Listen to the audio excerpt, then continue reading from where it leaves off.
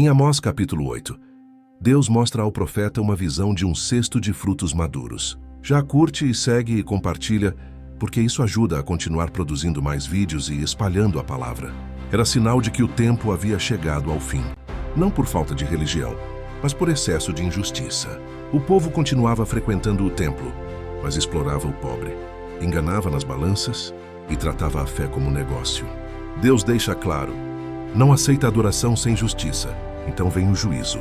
Cânticos viram lamento, festas se transformam em silêncio, mas o mais pesado não é a fome de pão. Deus anuncia algo mais grave, uma fome de ouvir a palavra do Senhor. O povo procuraria orientação e não encontraria resposta. Amós 8 nos ensina que ignorar a verdade tem consequências. Quando a palavra é desprezada por muito tempo, chega um dia em que Deus se cala, e não há juízo maior do que esse.